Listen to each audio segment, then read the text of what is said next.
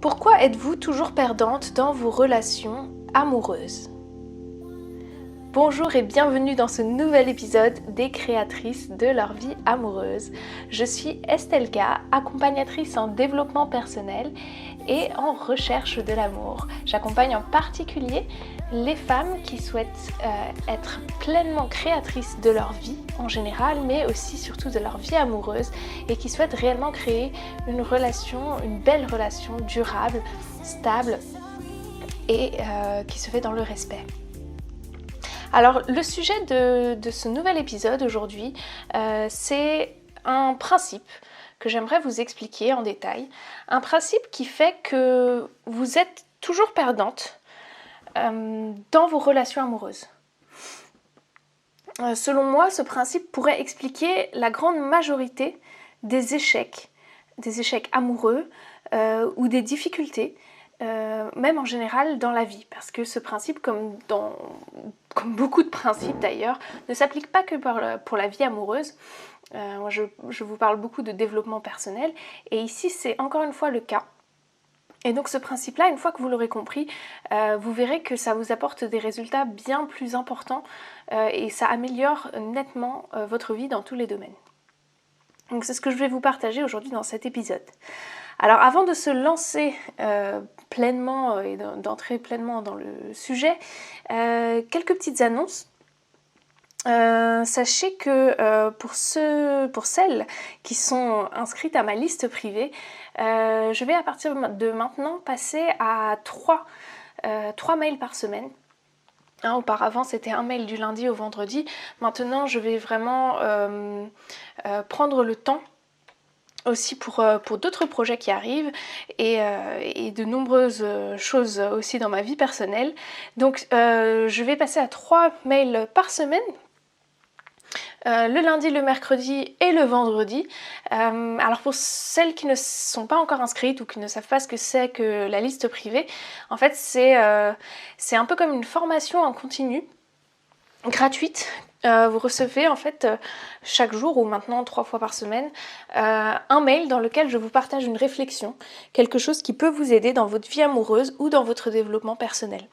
Donc c'est vraiment une réflexion un peu plus poussée, c'est une communauté privée comme son nom l'indique, puisque voilà, je ne m'adresse que aux personnes qui sont inscrites et je ne réponds exclusivement que aux personnes qui sont inscrites par mail, parce que c'est déjà ce qui me prend beaucoup de temps, hein. Donc voilà, c'est une communauté dans laquelle je m'investis beaucoup et j'ai aussi énormément d'entre vous qui sont pleinement investis là-dedans aussi, qui m'envoient des retours, qui me posent des questions, ce qui nourrit aussi ma réflexion et qui me permet de créer du contenu comme l'épisode que vous allez avoir aujourd'hui.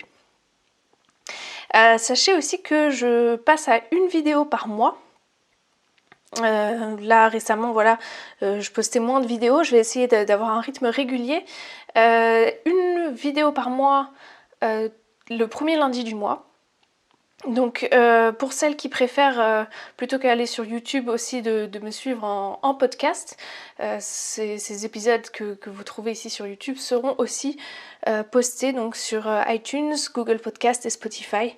Donc vous trouverez tous les liens, y compris aussi le lien de la liste privée, dans la description de cet épisode. Et puis dernière annonce, et ça en fait beaucoup, mais on va tout de suite entrer dans le vif du sujet juste après, c'est mon groupe Facebook. Le groupe Facebook que j'ai créé, des créatrices de leur vie amoureuse. Pareil, le lien est juste en dessous dans la description de l'épisode. Ce groupe a pour objectif plutôt de vraiment promouvoir les interactions et de permettre de vous entraider aussi entre vous, entre femmes célibataires, de partager vos expériences, bonnes comme mauvaises, partager vos retours, ce qui se passe en ce moment dans votre vie, les difficultés ou les réussites. Et donc ça, c'est ce qu'on célèbre ensemble dans ce groupe qui est un groupe fermé. Ok, alors c'est tout pour les annonces. On va pouvoir entrer dans le vif du sujet. Alors, pour vous expliquer ce principe, il faut que je parte en fait d'un exemple. Ou plutôt, c'est plutôt cet exemple-là qui m'inspire ce principe. Il s'agit en fait des jeux, ou en particulier des sports qui se pratiquent à deux ou voire même en équipe. Typiquement, on va prendre tout ce qui est sport, tout ce qui est sport d'équipe, le foot, le basketball, le handball, mais également les sports où vous êtes en sport de combat. Vous avez la boxe, vous avez l'escrime. Dans tous ces sports-là, il faut comprendre une chose, c'est que vous avez toujours une partie du jeu qui se fait en défense, ou en tout cas une alternance entre la défense et l'attaque. Donc par exemple, si vous prenez le basketball, vous allez avoir l'équipe qui va attaquer, donc pour marquer des points, marquer un panier, et puis vous allez avoir l'autre équipe qui se fait attaquer, donc qui va être en défense. Et puis ça va alterner, et comme ça tout au long du jeu, vous allez avoir vraiment une alternance entre défense et attaque.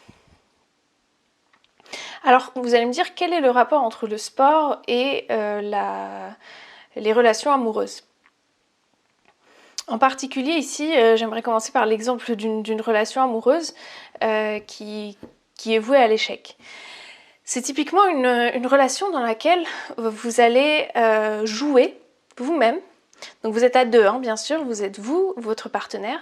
Et c'est une relation dans laquelle vous allez jouer en défense, en permanence. Qu'est-ce que ça implique du coup? Quelles sont les conséquences de ce type de jeu? De ce type de stratégie, en tout cas pour une relation amoureuse. Si vous êtes dans une équipe de sport et que vous jouez en permanence en défense, vous n'aurez jamais l'occasion en fait de marquer un panier, de marquer un but ou de marquer un point. En fait, finalement, à force d'être en défense, c'est toujours l'autre, s'il prend des initiatives pour vous attaquer,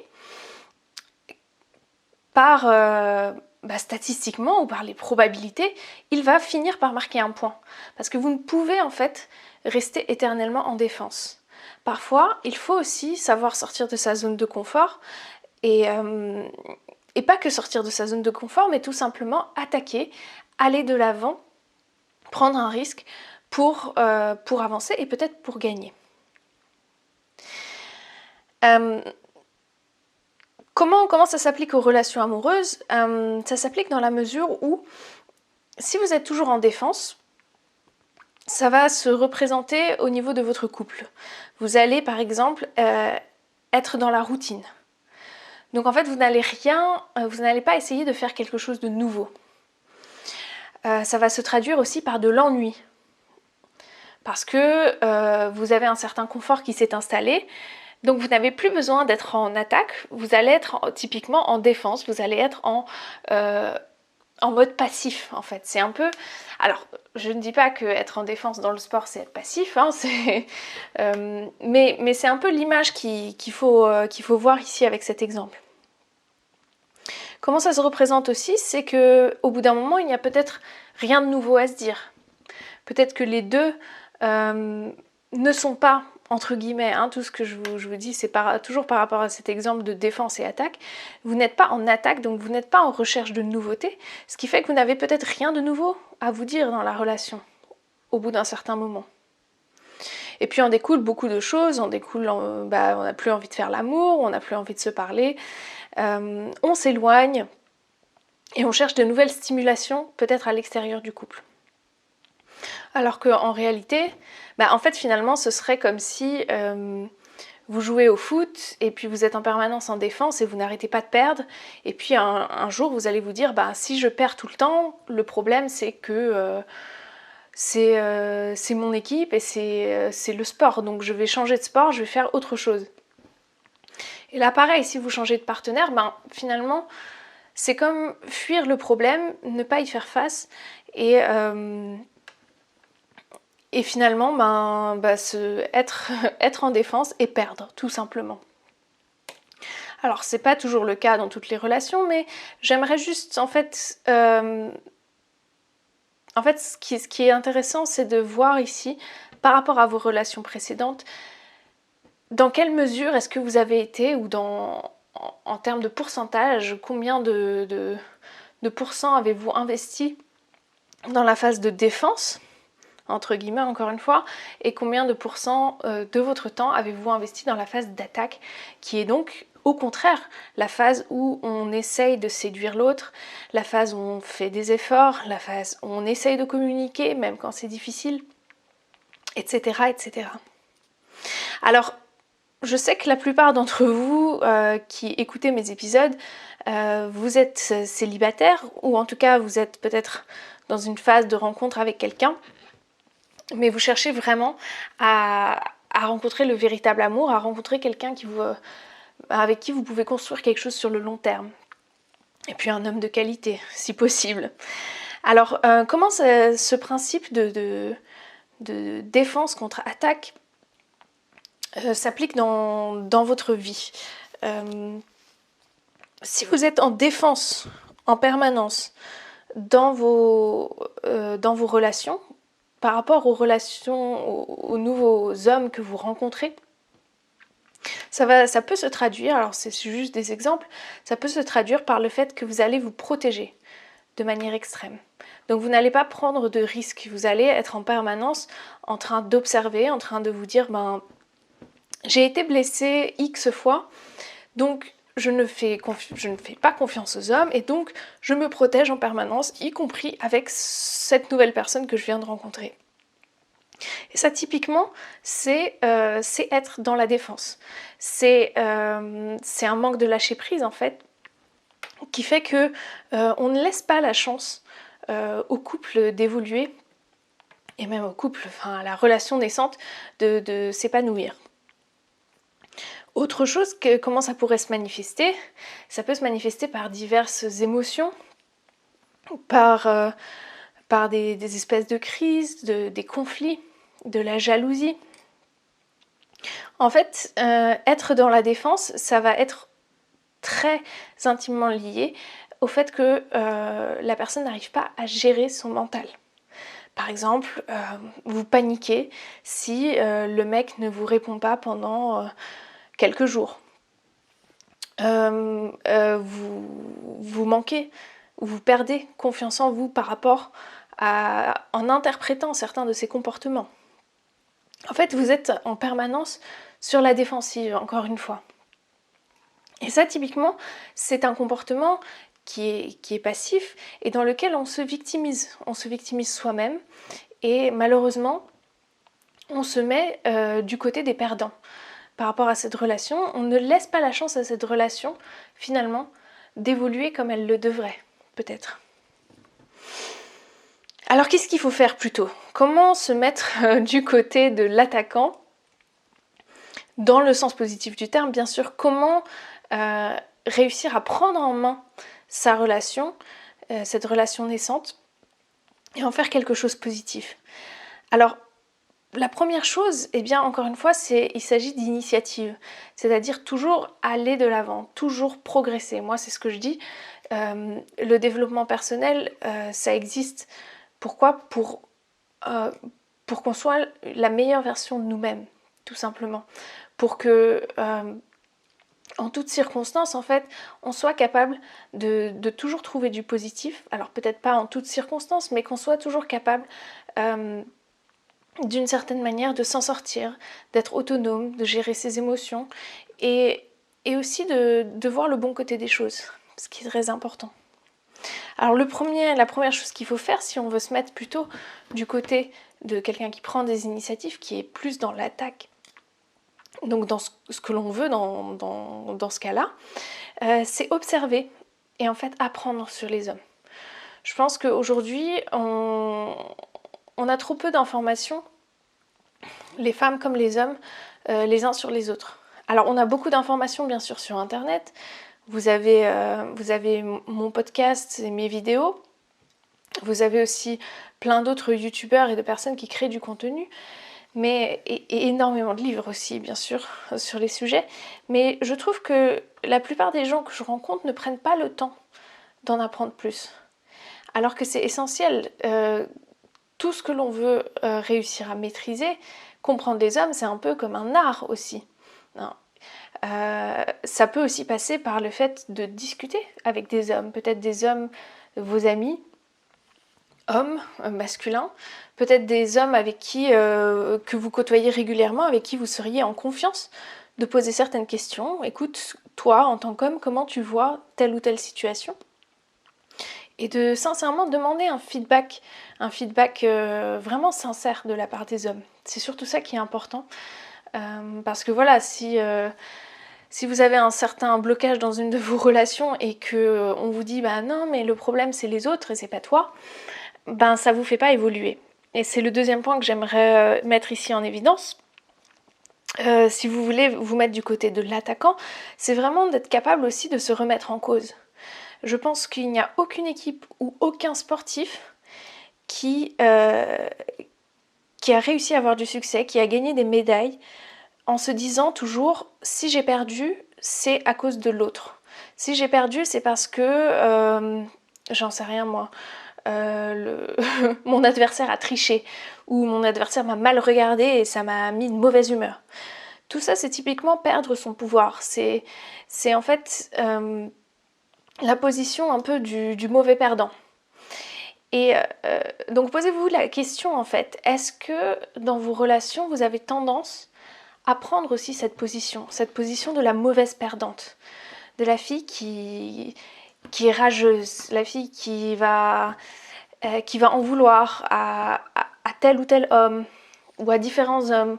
Il y a même des femmes voilà, qui au bout d'un moment, après de nombreux échecs amoureux, vont dire tous les hommes sont comme ça.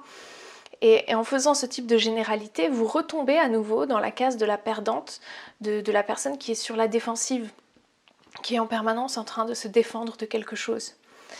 C'est une façon, finalement, de ne pas voir ce qui se passe en vous et de ne pas voir ses propres défauts, parce que c'est toujours plus facile de parler des défauts des autres, bien sûr. Et autre conseil que je peux vous donner par rapport à ça, alors pour se mettre plutôt dans un état d'esprit positif qui soit un état d'esprit dans lequel vous allez construire quelque chose, c'est aussi bien sûr de travailler sur soi. Donc c'est un peu dans le même ordre d'idée que ce que je viens de vous dire juste avant. En particulier travailler sur ses défauts. Vraiment se poser la question en toute sincérité, qu'est-ce qui fait dans mon comportement que je peux repousser la personne? Qu'est-ce qui fait objectivement que cette relation, quelle est ma responsabilité dans l'échec en fait de telle ou telle relation ou dans tel ou tel conflit?